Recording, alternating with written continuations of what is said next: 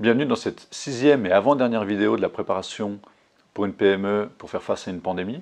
Aujourd'hui, on va regarder tout ce qui est en lien avec les scénarios en cas d'un cas de Covid dans votre entreprise et puis quelles sont les réactions que vous pourrez avoir vis-à-vis de ça.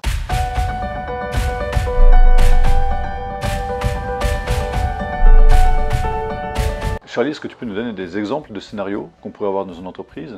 Et puis quelles seraient les réponses ou les actions qu'on devrait avoir et le comportement à avoir? Prenons le cas par exemple d'une personne qui est difficilement remplaçable par sa compétence, par le fait qu'elle détient peut-être un certain nombre de mots de passe, etc. Cette personne-là, comme elle n'est pas remplaçable, il faut trouver des solutions pour la mettre à l'abri. Ça, c'est déjà quelque chose qu'on peut faire très tôt.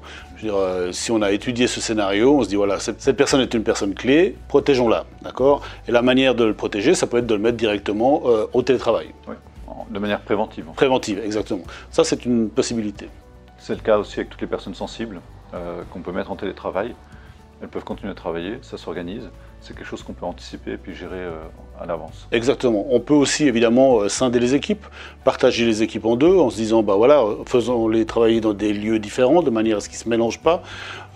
Si vous ne les mélangez pas, ils ne vont normalement pas se contaminer. Je veux dire, ça c'est quelque chose, c'est un fait, c'est quelque chose qui est sûr. Ce qu'il faut faire également très attention, et beaucoup de gens n'y pensent pas en fait, c'est la cellule de crise. La cellule de crise, pourquoi? Parce que c'est des gens qui vont se réunir régulièrement, mais en même temps, ce sont des décideurs. Ce sont les personnes qui vont décider, ce sont les personnes qui vont prendre les actions. Et donc, si ils se mélangent sans arrêt, et qu'un dealer est porteur, et ben, qu'est-ce qui va se passer? Il va contaminer les autres, et on aura une cellule de crise qui est quasiment à l'arrêt. Et si tous les membres de la cellule de crise, qui sont tous des dirigeants de l'entreprise, en règle générale, se retrouvent en quarantaine, c'est-à-dire que potentiellement, suivant la taille de l'entreprise, on va perdre alors soit le top management, soit simplement les responsables de groupe ou responsables de secteur.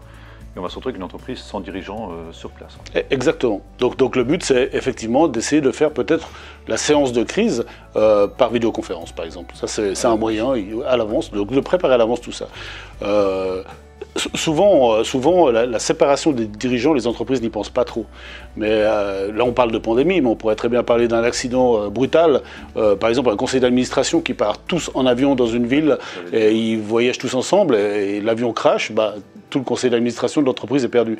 Donc, là aussi, séparation pour les voyages, séparation pour la cellule de crise dans le cas d'une pandémie, etc. etc. Ouais. Un autre exemple, c'est que si un de vos collaborateurs est mis en quarantaine dû à un contact qu'il a eu dans le privé, est-ce que par anticipation, vous devez mettre vos autres collaborateurs également en quarantaine? Et c'est pour ça que c'est très important d'avoir du traçage de nos contacts.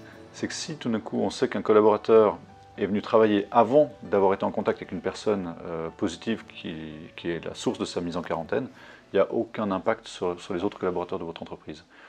Et ça, c'est seulement en ayant des informations sur qui a vu quelle personne, etc. Enfin, même chaque collaborateur doit être conscient de ces informations-là et de ces enjeux par rapport à votre entreprise. Une fois de plus, les réactions à adopter sur une personne qui ne se sentirait pas bien, sur une personne qui est déclarée, sur un groupe qui est déclaré, etc., etc. Tout ça, vous les obtenez toujours auprès des sites officiels dont on parlait tout à l'heure.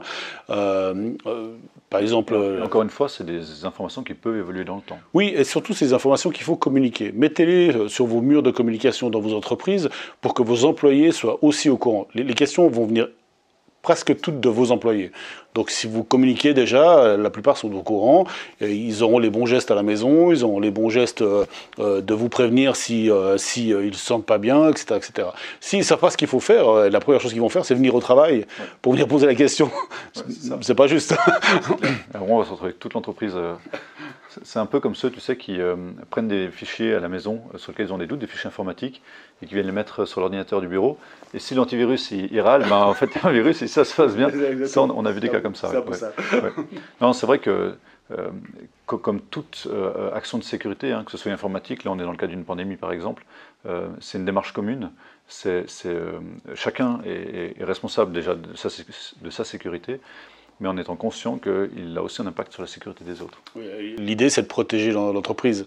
Donc effectivement, si les gens savent ce qu'il faut faire avant, Je veux dire, ils vont protéger l'entreprise de manière intuitive, quoi. Donc au final, soyez pragmatiques et réfléchis. Voilà, j'espère que ça vous a plu. Cette vidéo nous a demandé du temps pour la réaliser en plus de notre activité de consultant. Si elle répond à vos attentes et qu'elle vous est utile, nous pourrons en produire d'autres du genre. Alors si vous voulez d'autres vidéos, n'hésitez pas à commenter, liker, partager. Et par vos commentaires, vous pouvez aussi nous indiquer quel sujet lié à la sécurité de l'information ou à la résilience des entreprises vous voudriez qu'on développe.